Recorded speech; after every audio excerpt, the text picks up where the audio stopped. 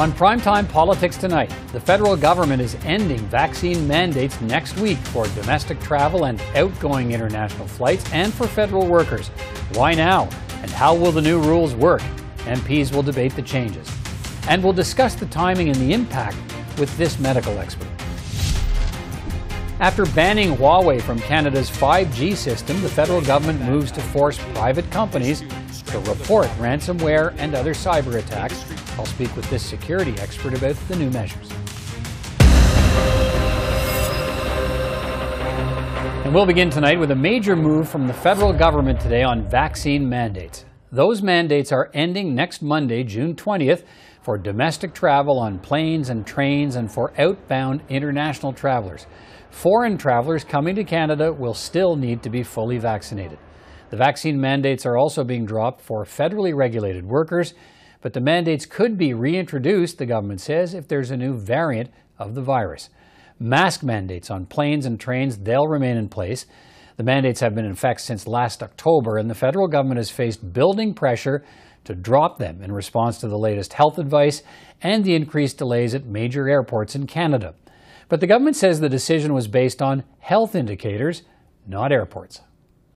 The decision today is not based on something that we woke up yesterday or this morning and decided to do. We've done our homework. This is what Canadians expect us to do. They've seen us focus on their health and safety, and that every time we've put in place a measure or lifted a measure, it's done guided by science with the aim of protecting the health and safety of Canadians. So what got us today was a period of discussions, of consultations, of looking at the big picture, of preparing ourselves for a potential wave in the fall, but the current situation today. So we had to look at all the options and all the data that we have, and after a thoughtful, deliberate, prudent discussions, we've reached this decision. Well, as we know, the federal vaccine mandates have become supercharged politically and have been used by political parties to bludgeon each other during the pandemic. Let's bring in three members of Parliament now to debate the latest changes announced by the government today. Francesco Sorbara is a Liberal MP. Michael Barrett is the health critic for the official opposition Conservatives. And Taylor Bachrach is the transport critic for the NDP. It's good to see you all. Mr. Sorbara, let me start with you. Tell me about the timing of these decisions made today. As recently as yesterday, your government was still defending the mandates. Now you're dropping them. What's changed? Thank you, Peter. And well, I don't want to use the word dropping. We're actually suspending the mandates. That's what we've announced today. So we announced that the vaccine mandates will be suspended. This is part of a transition, really adapting to public health and what public health measures have done and what the data we're getting back. We're seeing lower hospitalizations. We're seeing, obviously, we've reached a very high coverage level in the country as Canadians have done the right thing and gotten vaccinated almost to a 90% level. So obviously, as we follow the data, as we follow the science, we've made sure Canadians have done the right thing. Vaccines mandates have been very effective.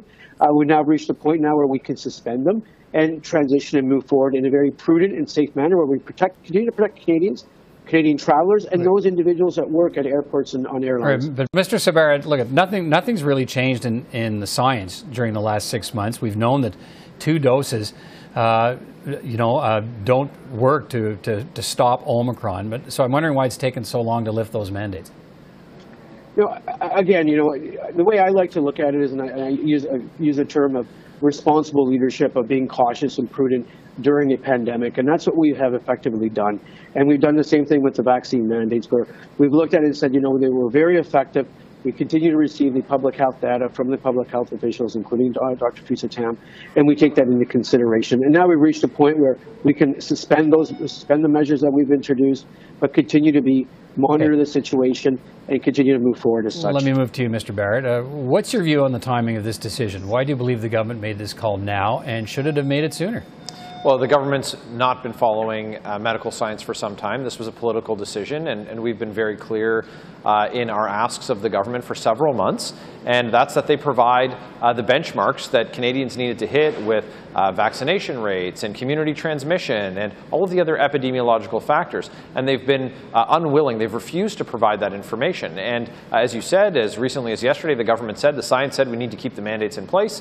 And then today they said they've suspended them. And so Mr. Sorbara said that vaccination rates are nearly 90% in Canada.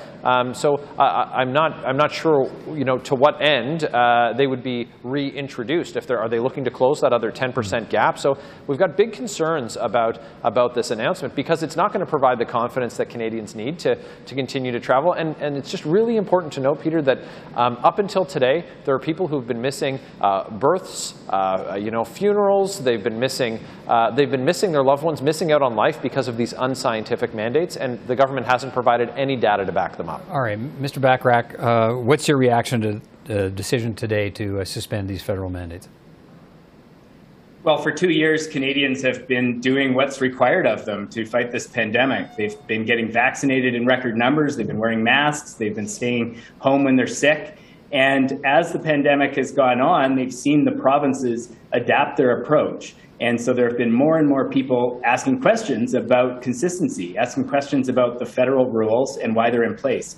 We've been asking those questions as well for over a month now in the House of Commons, and it's been extremely frustrating to hear the evasiveness from the Liberal government, the refusal to explain how these measures work and what the scientific evidence is that backs them up. As recently as a couple days ago, we were in the House of Commons asking these questions and getting absolute refusal from the other side. So now we have this announcement all of a sudden. It's certainly going to be welcomed by people that it affects, but I think those questions still remain, which is, when did things change? When did public health first advise the government that the mandates were no longer necessary? And how long have people had to wait to get to today? Or was this simply a political announcement?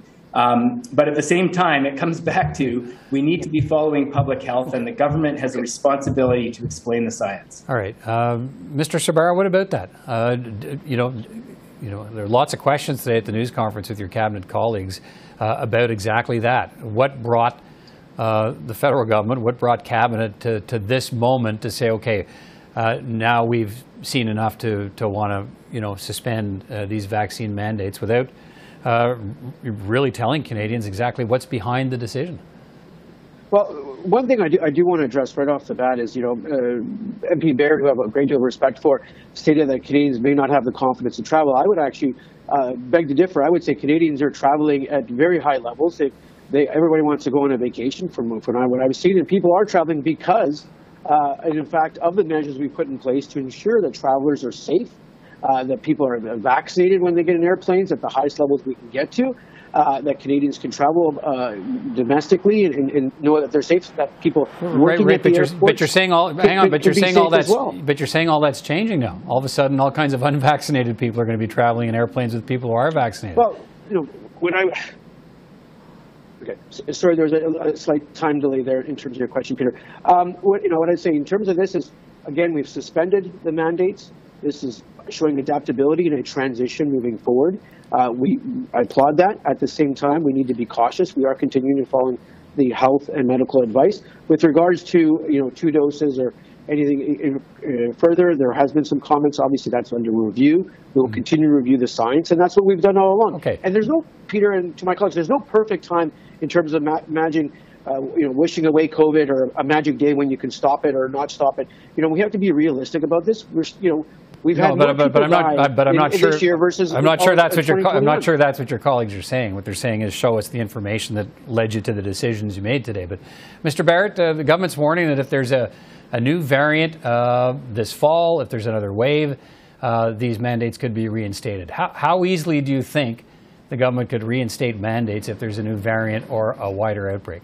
Government restrictions have been crushing small businesses. They've been really hurting individuals, families, for some of the reasons that I mentioned before, people being unable to travel for important milestones. So it's going to be incredibly difficult. It's been an incredibly difficult time for Canadians waiting to get to this point. We don't know why the government made the decision today, and it would be, we wouldn't know what they were using to guide them to make them in the future. So they're not lifting the mandates. You know, as Mr. Sorbara said, they're pausing them, and that's, you know, when we don't know we haven't seen the data, we don't know where the goalposts are. So it's really tough to say where we're going to be, you know, in a couple of months. But this is the question that I raised about the confidence that Canadians are going to have. You know, do you open a new business this year, or you know what, I'm not going to do that because I don't know if the government's going to put, you know, new mandates in place, lockdowns, mandatory boosters. We don't know, and they're not saying. Mr. Bachrach, what's your view on this? Mandates, as we've said, have been very divisive. Having lifted those mandates, would you support bringing them back if we get another wave or another variant?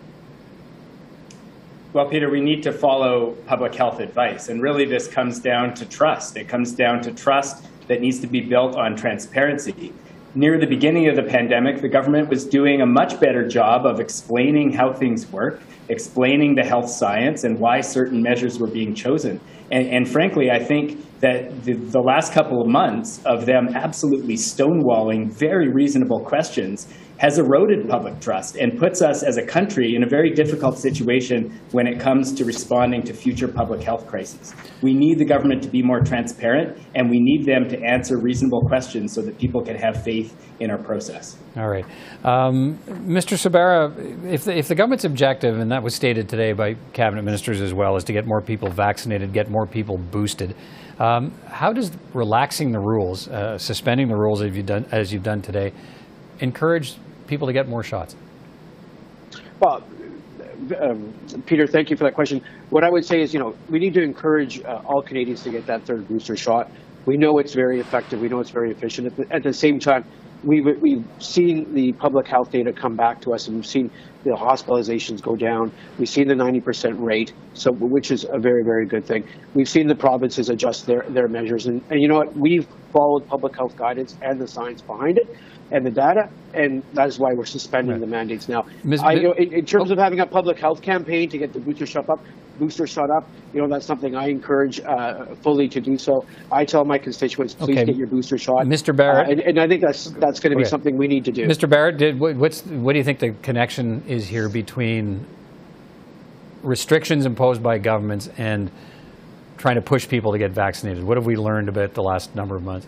Well, you know, the problem is that the government hasn't shared with us any of the data. And so, you know, so Canadians are, you know, that confidence is slipping. You know, the number of people who had 2 shots was, you know, in the mid 80% range. Only about half of Canadians got a booster dose. The government has done a very poor job of communicating to Canadians what the effects of naturally acquired immunity are. As an example, on the time that one should wait after getting, catching COVID before, if they should choose to, get a booster dose. So there's also no testing capacity, so people would be able to see and demonstrate that they have that naturally acquired immunity. So this is really about evidence.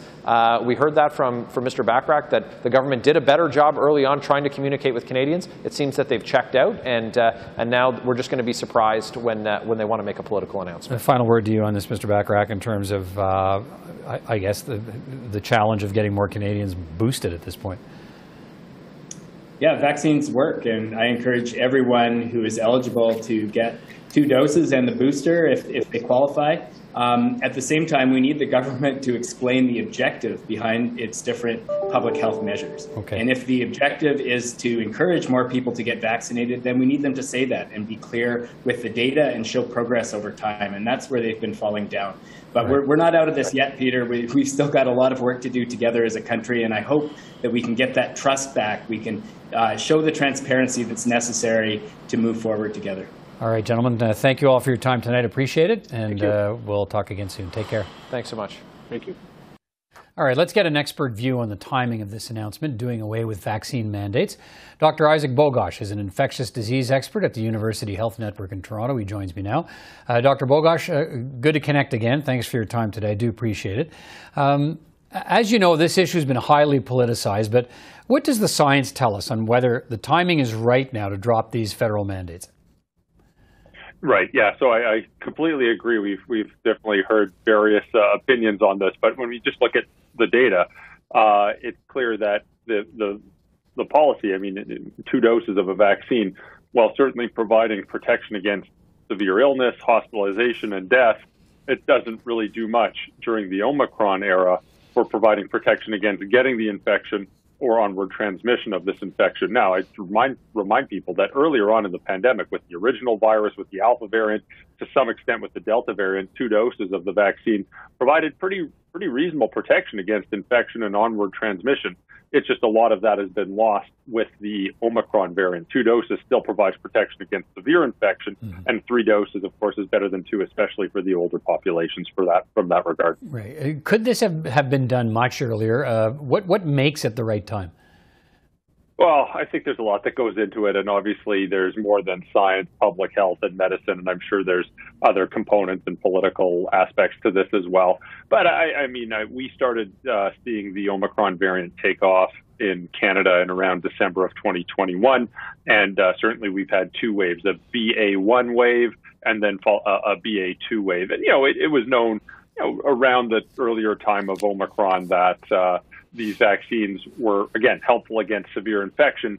3 doses would provide better protection than 2 doses with this one because it does evade the immune system. But it was pretty clear that 2 doses of a vaccine wasn't really doing much in terms of protecting people from getting the infection or transmitting the infection to others, but still providing good protection against severe illness. Right. So, a lot of these mandates today are, yes, they're lifting mandates for federal workers and workers in federally regulated industries.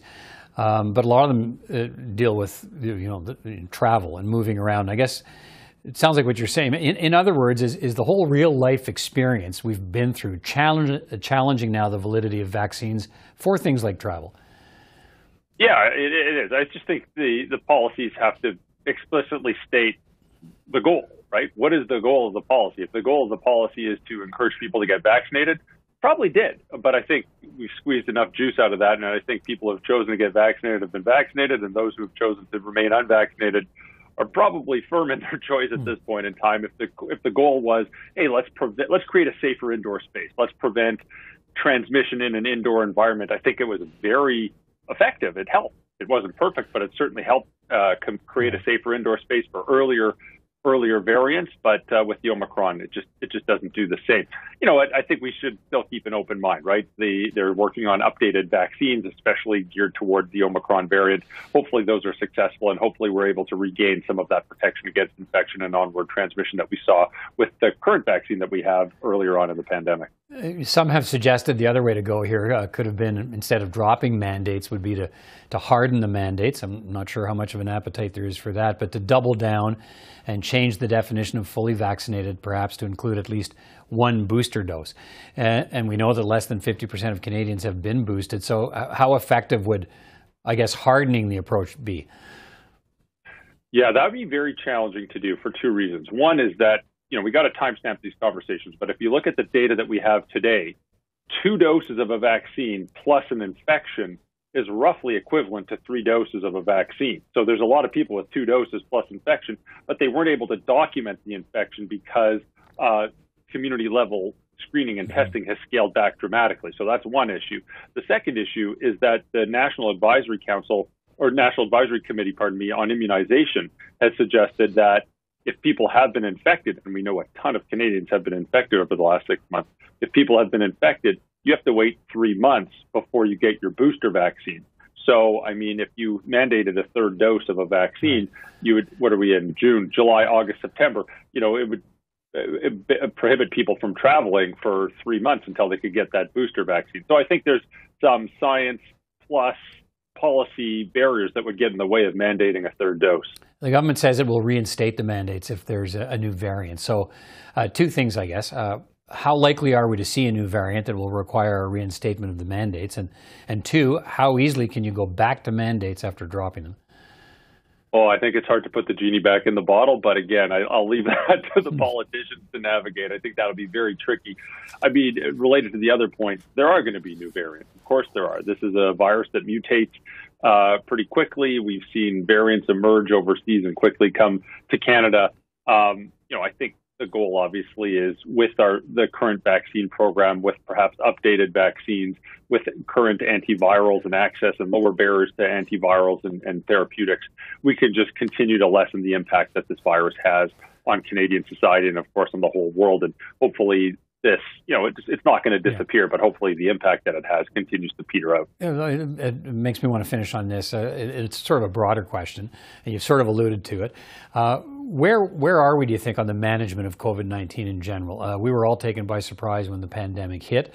A lot of disorder in the world. Do you think, and I guess can't speak for the entire world, but for Canada at least, have we hit our stride in knowing how to manage this and possible new variants and more outbreaks? Yeah, I mean, we're certainly a lot further ahead now than we were 1 year ago and 2 years ago. And, obviously we're still learning, and there's still some pretty incredible developments on the vaccine front and the therapeutic front. But from a clinical standpoint, when we're dealing with an individual patient, we have a lot of options that can really help people, both in an outpatient setting and those who are sick enough to be in hospital. Fewer and fewer people are dying from COVID-19, not just here in Canada, but also globally. From a public health standpoint, I think it's a bit of a different story, because obviously you need so much public trust and public buy-in for any interventions. You want to reinstate masking, it's going to be tough. You want to reinstate vaccine passports and mandates, it's going to be tough. And that requires a lot of rebuilding of public trust, which I think is an uphill battle at this point in time. All right, Dr. Isaac Bogoch, always good to get your perspective. Thanks again for that tonight, and take care. My pleasure. Have a great day. Canada's Minister of Foreign Affairs is admitting today that her office knew that a senior global affairs employee would be attending a Russia Day celebration here in Ottawa last Friday. But Melanie Joly was not told by staff and only found out after a report in the Globe and Mail. The government has faced heavy criticism for having a representative attend a party at the Russian embassy, while the government's pushing the need to isolate and punish Russia for its invasion of Ukraine. Melanie Joly addressed the issue again today. I told you yesterday that this should never have happened. This will not happen again. And I had a tough conversation with my team and also with my deputy minister. I'm as angry as you and as Canadians watching us right now. And so now, the goal is to make sure that we continue our very important work regarding Ukraine. The federal government has introduced a bill today that would force private sector companies in 4 federally regulated sectors to report any ransomware or other cyber attacks. The bill is aimed at better protecting critical infrastructure in this country in the finance, telecommunications, energy, and transportation sectors. The move comes after last month's announcement from the government banning Chinese vendors Huawei and ZTE from helping to build this country's new 5G mobile network. As we incorporate and integrate new technologies into our economy, we also have to be very sober about the national security landscape as it exists. So dealing with more ransomware attacks, dealing with foreign interference, dealing with the wide array of tactics that are deployed by hostile state actors and their proxies is precisely why we launched this bill today. It's about both seizing the economic opportunity but protecting Canadians as well. Stephanie Carvin is an associate professor of international relations at the Norman Paterson School of International Affairs at Carleton University with a focus on security and technology. She's also a former national security analyst with the Canadian government. Stephanie Carvin, thanks for your time tonight. First off, what's the government trying to address here? What's it trying to prevent with this new bill on cybersecurity? So really there's two things. The first part of the bill basically changes parts of the Telecommunications Act and gives the government the ability to ban certain high-risk vendors from Canada's telecommunications systems. This has basically been something we've been waiting for since 2018, and it was announced a few weeks ago that the government had made a decision to ban Huawei and another company, ZTE, from Canada's telecommunications network. So this is the bill that, in effect, enables that, and also future technologies or companies, if they're so deemed to also be posing similar threats. The second part of the legislation is really focused on improving Canada's cybersecurity. It's not enough to simply ban companies because, there's been a lot of speculation that China is very good at, or can use companies like Huawei or ZTE to as a backdoor to get into our critical cyber systems. But, China is very good at hacking us right now. And not just China, but other countries as well, such as Russia. So this basically requires or sets standards in four federally regulated areas for them to actually meet those cyber standards in order to improve, hopefully, some of the cyber security out there. Okay, how open, if I can put it that way, have Canadian companies been at reporting cyber attacks? We do hear about from time to time, and I think a lot of Canadians wonder how many we don't hear about. Yeah, and that's another important part of this bill as well, right? It's to improve information sharing. That's something we often hear a lot of criticism about that, private sector companies don't have to report to the government if they are in fact hacked. And so the government doesn't actually have a good picture of what's happening out there. So this bill actually corrects that and puts in place measures for, compulsory reporting. Again, only in these four federally regulated sectors, but that's important going forward. The only time that private companies do usually have to report is that if the privacy of Canadians are breached in any kind of hack, right? They have to report that to the Privacy Commissioner, but this is going well beyond that. The government is asking for the authority in this bill to obtain confidential information from private companies to decide what cybersecurity improvements they need to make, and they would prohibit those companies or anyone else from telling the public if the government identified weaknesses. Is there a transparency problem here? What should Canadians be allowed to know about what the Canadian government has ordered private companies to do to improve their cybersecurity?